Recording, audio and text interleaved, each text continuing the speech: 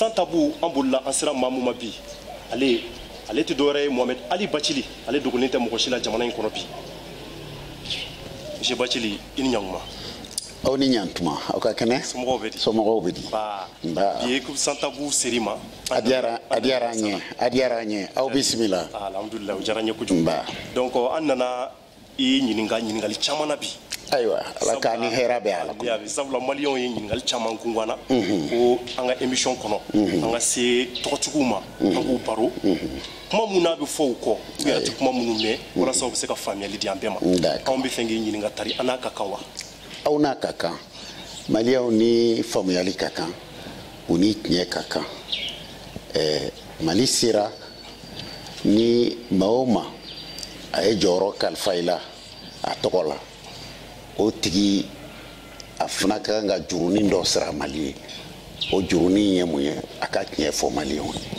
an bɛ fɛ k'a dɔn fɔlɔ Mohamed Ali Bacili yɛrɛ ye jɔnni ye i bɔra min i bɔra jɔnniw na ne fa tɔgɔ Sori Ibrahim Bacili dɔw b'a fɔ a ma Sori Jan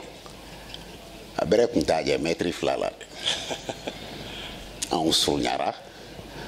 parce que n ba yɛrɛ tɔgɔ Yayi Jallo o ye 2 ye o man jan donc anw nana an ba la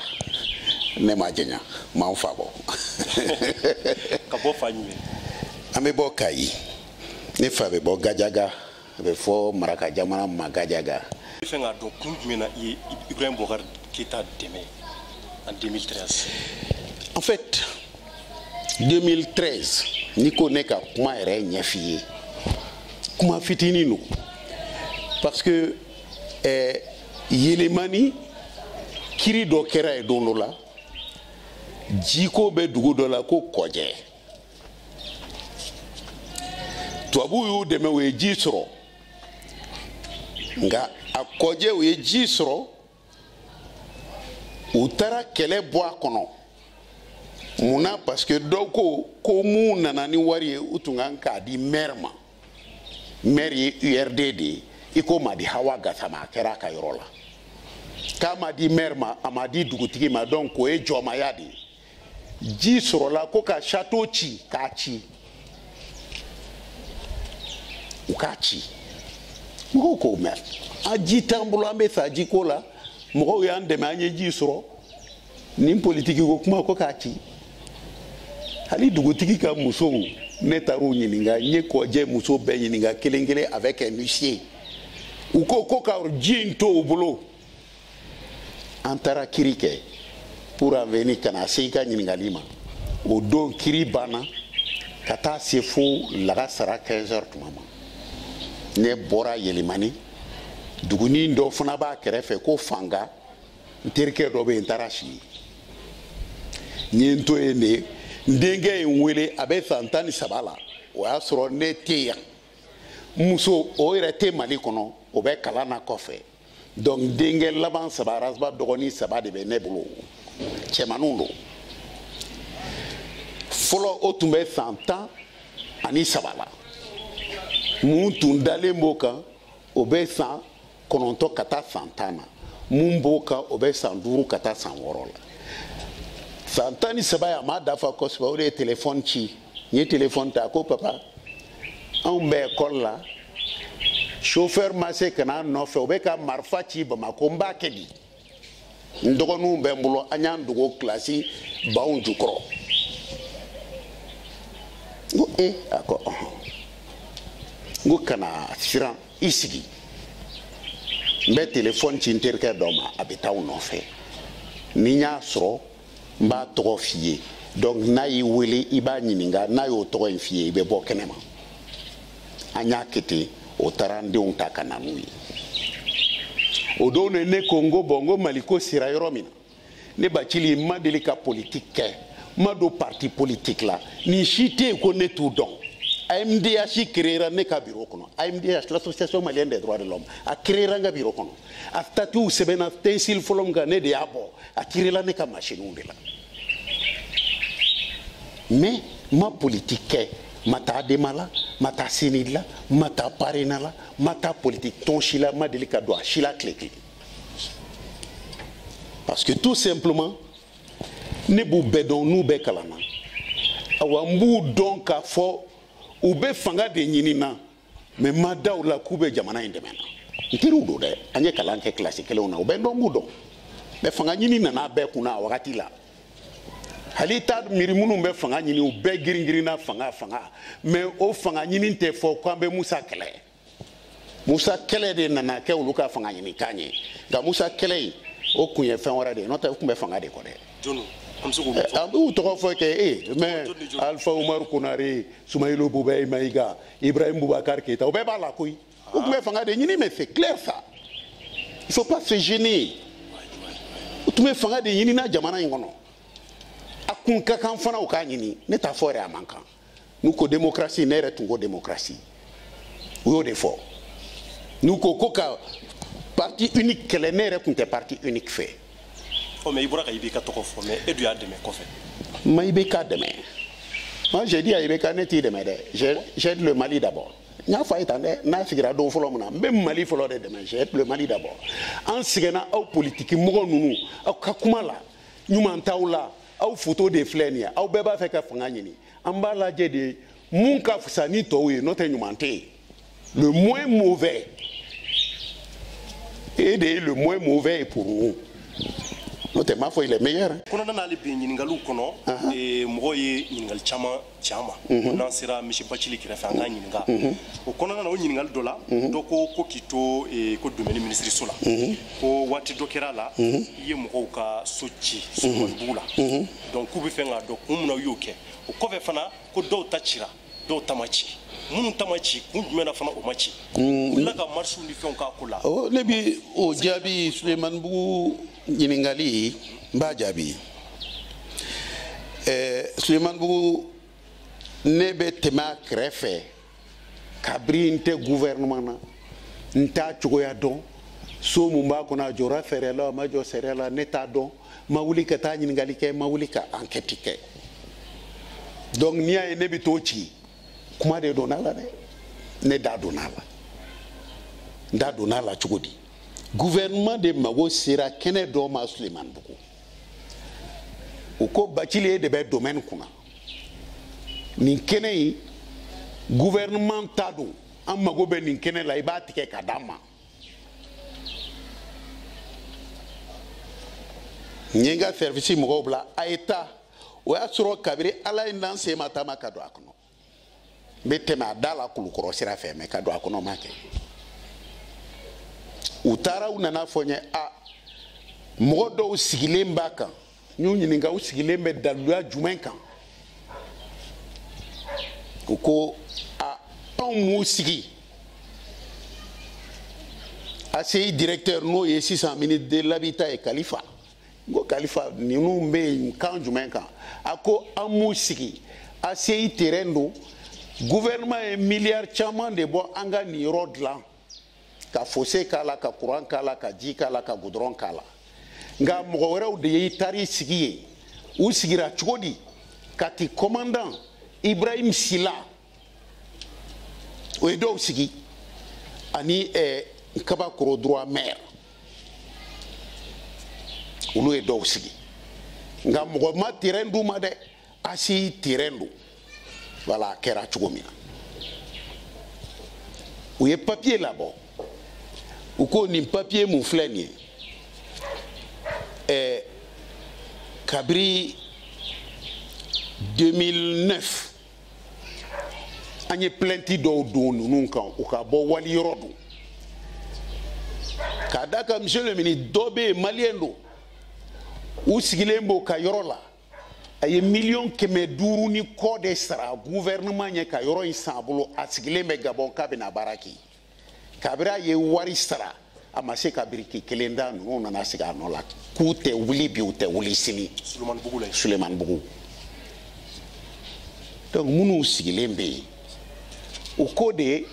an bɛ sigi, kuma de b'a ban, an ta tɛ kolo kan, an b'a ta, mun y'a feere an ma fana n b'u tɔgɔ dɔn. Sila ninnu u ma di ni u bɛ lettre d'attribution di sisan ko 1000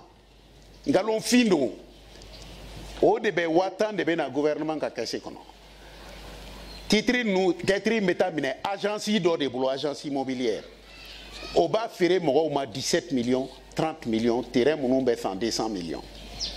donc mo tara 100 mo bi nororo la anya 100 gouvernement bolo anya 100 gouvernement mais gouvernement tateo gouvernement euro ferré mo ma ou nyoko malien de do ou tade do gouvernement ka euro fona be o ma ferré ma ama firuma papier bala utate gouvernement war de bokataye aménager kabiri alaye malida commandant John de la ka 6 milliards ta kata kene aménager ka soro ka di mogoma ama keflo maire John de la kata 6 milliards ta ka courant ni jiu ni robinet la fe la ka soro ka di ama ke donc ni commandant ni maire tari bon yoroka aba do de ka war duna ina war tigini akakan ko yini ngaw jonye ni otaro di mo funa kata uluba do commandant ma delika mo sigo chugola maire ma deliki sigo chugola au kata o sigo chugola o be profiter la ko kuma tien de tissé ka fo mali kono otman te nyoko ni ga jamana ere koro e mo ngo jamana e saria drone jamana be don saria de kono ni ko mali u ba fie jamana mu na sigile me ni frontière hake kono bien kono ou bien Mali frontière ou de Kofo ka kera jamana e jonyo fo constitution de be Mali ke jamana e note dugu farale no nyokonka mais est-ce que jamana kelendo constitution de ba ke jamana kele est-ce que Mali ni Bamako ni bobo jula so farale me nyokonka non mais dugu nyokonati mais animunu tugule me nyokona nanko ambe sona anga faria kele mbole ambe kan an sonoma abe fo de mako aw kera pays ye aw be saria kelen kono o de be jamana ko fo no te dugu ka ja nyogona de mais ni ko ki be saria soso abi ko mi ni ba fe ka jamana ti puisque ni a soso dugu koloko la imana ta soso fen wore la labana saria ti ke roshi donc labana jamana ti donc Suleiman Bougou a tira saria de ka atumanga kalajo kumena jura dota machi ne malajo ne ko ne chili da no ko ne ka barai premier ministre Modibo de ne wole ka balajo Modibo Keita anga mo bale funa san fere président ba san fere halisini mo shimane wele kibe Suleiman Bougou chili tien nyininga ne la amakumola muna parce que uba do tien ba mulo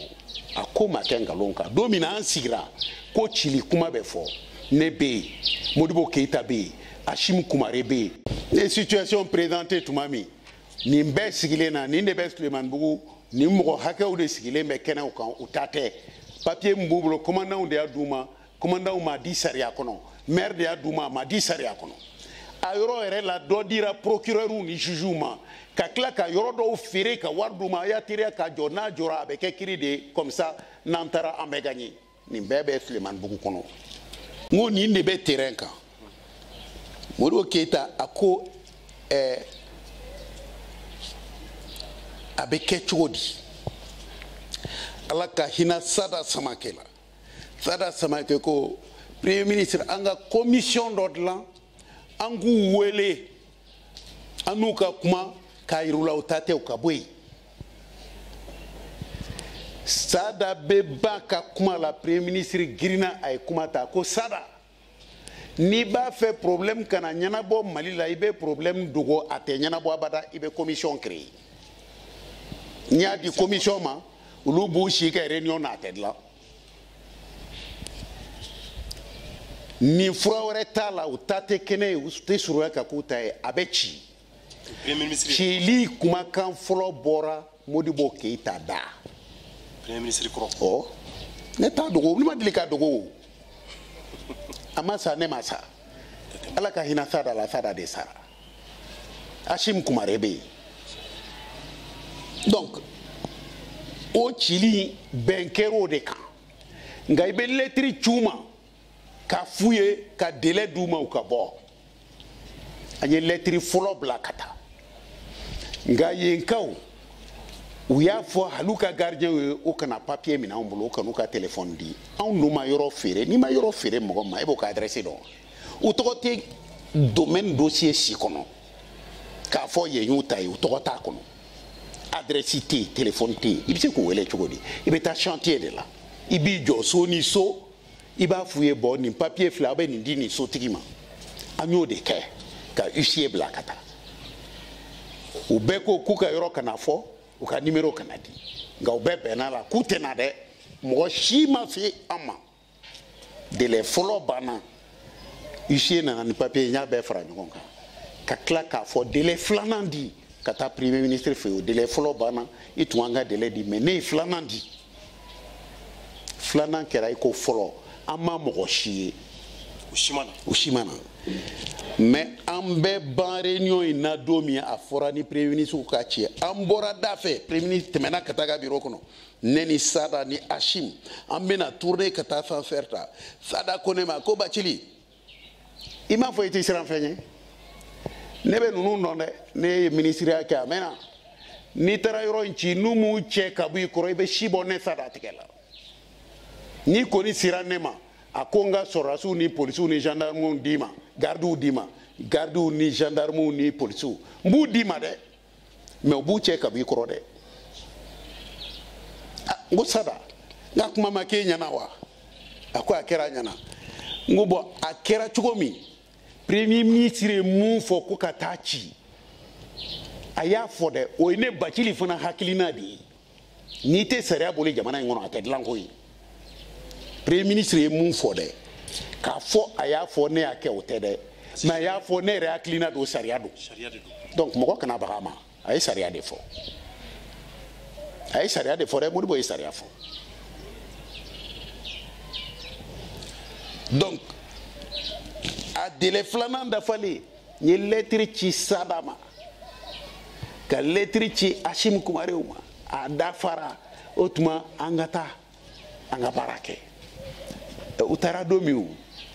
domaine la Caterpillar tɛ yen grue tɛ yen so cilan foyi tɛ ne ka baarayɔrɔ la polisi tɛ yen gendarmerie tɛ yen foyi o bɛ olu tɛ ne bolo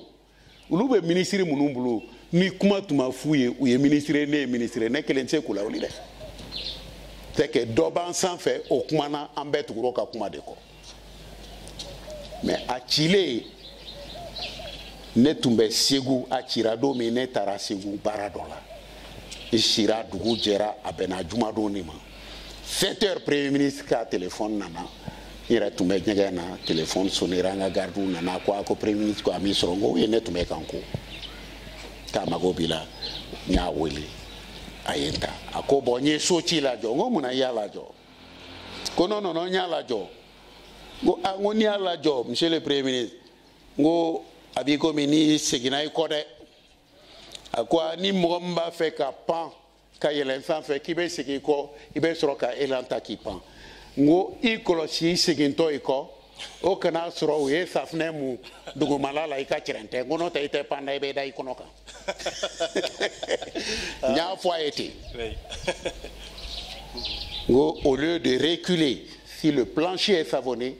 vous risquez de glisser et de tomber n ko maintenant a daminɛna n'i m'a laban e de y'a jɔ dɛ dɔw ta cira dɔw ta ma jɔ o sariya jamana kɔnɔ o tɛ bɛn dɛ Arazbac donnen don Mali kɔnɔ a ma dogo mɔgɔ si la donc mɔgɔw ko k'a facɛ ye o kɔnɔna na k'u bɛ fɛ k'a dɔn k'i ni Arazbac ko aw bɛ cogo di ni Arazbac Arazbac fa de ye n ye Arazbac fa ye n ye n dɔgɔnin den tɛ n kɔrɔkɛ den tɛ ne yɛrɛ denkɛ fɔlɔ don i yɛrɛ denkɛ fɔlɔ don mais ne ni Arazbac an ma jɛ politique ko kuma la si tu veux Arazbac yɛrɛ n'i y'a yɛrɛ ɲininka a b'o f'i ye ne ni n denw cɛ mun ye important ye o ye ni y'i bila kalan na i ka kalan kɛ Arazbac ka so n'a tɛ jɛ a kuma la n bɛna fɛn kelen f'i ye n'i ye kulu bila ɲɛ kelen b'a affronter ne tɛ Arazbac wele a ka n dɛmɛ n'a ko a b'i sen don a la a b'a fɔ i sen bɔ a la i bɛna dɔn i fa ye mɔgɔ mun ye walahi Arazbac tɛ se ka ne entraîner foyi la n tɛ se ka ne tɛ siran mɔgɔ si ɲɛ ko n bɛ Arazbac bila i la jɔn bɛ Mali kɔnɔ ko ne bɛ siran o ɲɛ ko ka taa Arazbac bila i la a tɛ yen an kana tamaki a daminɛ IBK la ka jigin a tɛ yen donc u bɛ siran IBK de ɲɛ wa n b'a daminɛ o la ka jigin u si tɛ yen ne tɛ se ka n ta fɔ mun ye et pourquoi n bɛ taa Arazbac bila o la nya me de ko ne b'a bila ka fanga ɲini a fɔra ko du dɔw de bɛ yen ko fanga bɛ ɲini o kɔnɔ k'a tɛ ɲini tɔw kɔnɔ a fɔra ko mɔgɔ dɔw bɛ yen olu ni fanga ka kan dɔw n'a man kan Mali kɔnɔ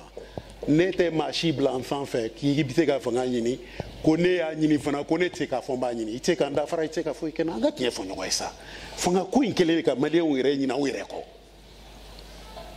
droit kelen min bɛ i bɛ k'a bolo ka fanga ɲini a bɛ e bolo a bɛ ne bolo a bɛ mɔgɔ wɛrɛ bolo donc an kana siran o la fo k'a fɔ ne bɛ n dogo Razbat kɔfɛ Razbat ka dɔgɔ o ma ne tɛ dogo a kɔfɛ n'i y'a yɛrɛ jɔ a b'a f'i ye a b'a fɔ ne fa tɛ se a t'o to yen a t'o kɛ a b'o f'i ye koyi. mais a bi kuma minnu kɛ k'i to gouvernement na tara ma kɛ danfara dɔɔni ye ni gouvernement. a bɛ kuma mun kɛ gouvernement mɔgɔw ko ne ka kan ka n kura kan k'a minɛ a kana kɛ mais n k'a ye olu dɛmɛ a ye Soumaïla attaqué a ye Tchebile attaqué a ye mɔgɔ caman attaqué opposition kɔnɔ maa si ma bɔ gouvernement kɔnɔ RPM kɔnɔ parti de la majorité kɔnɔ ka na Bathily vraiment an b'i fo i den bɛ k'an dɛmɛ dɛ a don mɔgɔ yɛrɛ m'a fɔ ne ye ko n den don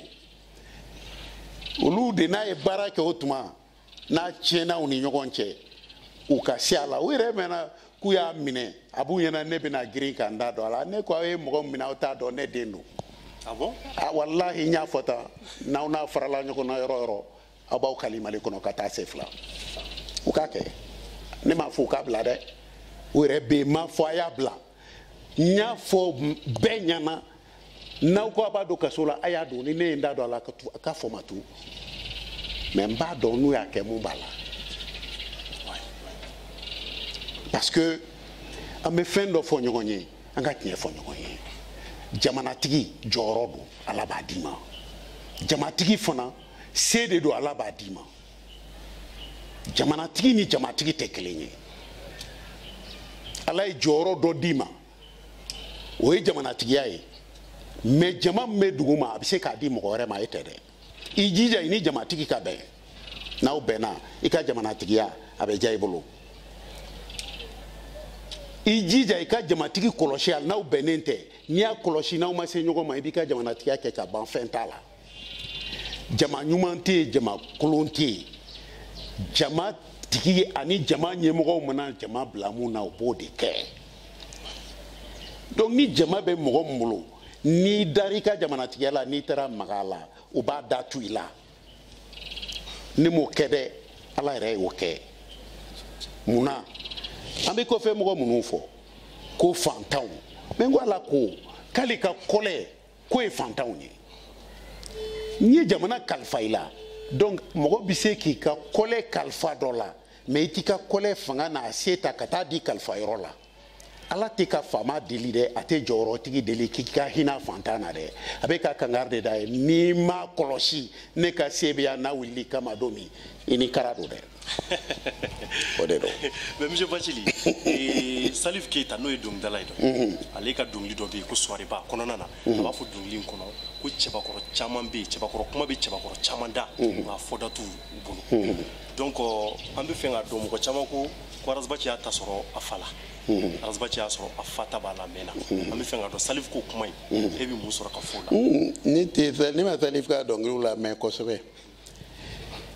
a ka di n ye dɛ mais a parole ne peut-être n ka teri a ma hakili ka teri a ma moi je carbure à 2000 à l'heure ne sigilen bɛ yan sisan i b'a sɔrɔ hakilina 200 bɛ n kɔnɔ mais an bɛ état in fɔ ka ban o fana an bɛ t'o kɛ Razbat y'a ta tɔmɔ o a ma ta tɔmɔ o Ala y'a da tan i y'a mɛn ne yɛrɛ fa kabiri Ala y'a da ne ma n fa ye k'a bɛ siran a ma siran jamanatigi si ɲɛ a y'a ta fɔ kɛnɛ kan a b'a f'i ye n'i ye ne fa tɔgɔ fɔ u b'a tamasere ni farinya de donc ne yɛrɛ man farin n'i ye ne fana ɲininka a b'a fɔ o tuma n y'a tɔmɔ in de wa mais ne fa a tun b'a fɔ n ye a fitinin ma ko ale ma kɛ a mɔkɛ ye k'o tun tɛ sɔn foyi ma donc fɛn don mɔgɔw b'a ta peut-être siya la dɔɔni mais an ka tiɲɛ fɔ ɲɔgɔn ye mun ka ɲi adamaden yɛrɛ la i ka tiɲɛ ɲini ka baara kɛ n'a ye i ka tiɲɛ ɲini k'i ka ko bɛɛ don a kɔnɔ a ma fɔ adamaden se ka kɛ ala ye k'i bɛ ko bɛɛ bɛ ɲa i bolo dɔw bɛ se ka jɛŋɛ i bolo mais i jija i ka ko fanba ka kɛ ni tiɲɛ a ka kɛ tiɲɛ kɔnɔ. Voilà. Ok, mais il y a un gouvernement coréen. Il y a un gouvernement coréen. Voilà, il faut que le gouvernement dans à peu près 6 jours, nous étions à bureau là. Grippe du Goumamba tout maintenant. Grippe est à un taureau du Anipali. Dans les sokono, ni clé sabake mabo, a clé sabana, mais qu'à France Inter la main. Global a ko premier ministre démissionnaire à Malila.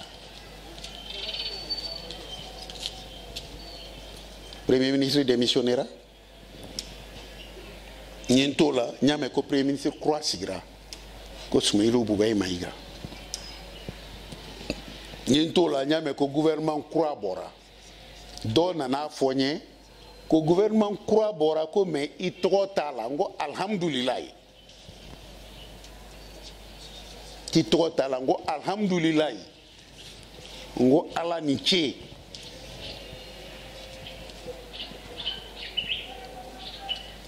parce que ni ne re ininga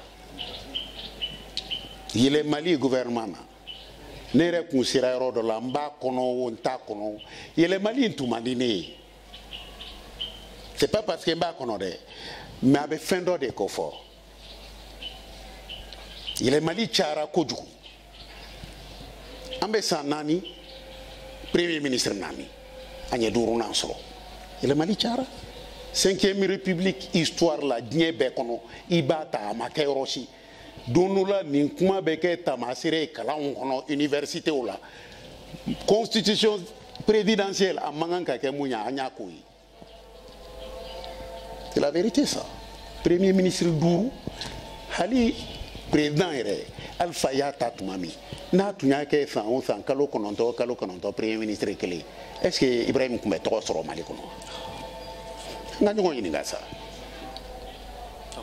ambe kele do kono ambe mankan do kono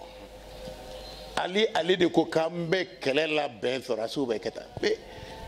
kasa nani ministre la défense duru ni kele tabulo be dla yoro mi no ma sabati ebe mun kele ke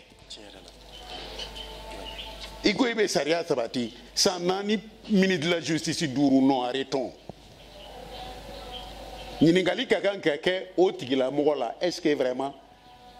Isra ka jamana mara la question est là ne ma dogala de avec qui nyana konye ni fo ebi o te de nya fo are sigile akapale kono nda dogo de nya fo aye akapale kono amanya imasi donc la question est simple mais élection 2018 n'atteint il bi présenté ay ne au fond ngoni mogo ko ibi présenter élection na wallahi bi renege laidu do de benani mogo élection no o laidu o te kelenye o te erere ni do sira ka laidu ta ka bala o se ka fo ni bi se ka nga laidu nkle no te ne ma fo même présenter nta fo même présenter mais mogo munumba miri ko tanabena kan présenter o kado tanatena tamakiatena asirantena ajorotena wallahi o tena clé n'a ka di muya ibo fo mais ni ne fana ko même on décider ba décider jom se kambali la question est monsieur Bathily ka kuma laban ka fo malien cɛ ali muso ko ke jamana in a ba ka se ka sigi don nataw la i bɛ mun sɔrɔ ka fɔ malien cɛ ani muso minnu bɛ kɔnɔ ani minnu bɛ kɔ kan malien cɛw ni musow ne yɛrɛ kelenna an k'an sigi sa an ka miiri 91 kana bi la maa o maa b'an ka fanga ɲini o da donna fanga in na cogo dɔ la a tiɲɛni u b'a bɛɛ kalama vraiment ne ɲɛna a sira dabila u k'i sɔbɔ sa u ka mali yɛrɛ bila mali k'a yɛrɛ ɲini don o don u b'an dala an bɛ fanga fɛ an b'a fanga fɛ an bɛ fanga fɛ u tɛ foyi fɛ fanga in kɔ k'u bɛ mali fɛ mali dir'u ma ka sɔrɔ mɔgɔ si da t'a la silamɛ da t'a la donso da t'a la jeli da t'a la mɔgɔ si da t'a la u y'u ka élection kɛ u nana k'u ka ɲɛna an y'a d'u ma mun de bɔra a kɔnɔ jamana ti an ka jamana seginna kɔ foyi tɛ ni an tɛ se k'o tiɲɛ fɔ anw n'u cɛ o tuma o kɔrɔ o y'an fan jɔnya de la wa ayi an bɛɛ maliyɛn den marche ta te chine an bɛ tiɲɛ f'u ye u nɛgɛ tɛ ne kɔni na fɛn o fɛn mouvement démocratique min kɛ u nɛgɛ tɛ n na k'a sababu k'u ka nkalon u nɛn sɛbɛnnen don tɛ foyi la sonyɛli kɔ an bɛ tiɲɛ fɔ ɲɔgɔn ye ne tɛ voté u ye n tɛ mɔgɔ wele ka voté u ye wa n b'u kɛlɛ n'u y'i présenté ne b'a jeli parce que n tigɛr'u la n bɛ n ka jamana in fɛ sa u k'an to yen o ye ne taalan ye merci. Donc, merci beaucoup M. Bathily.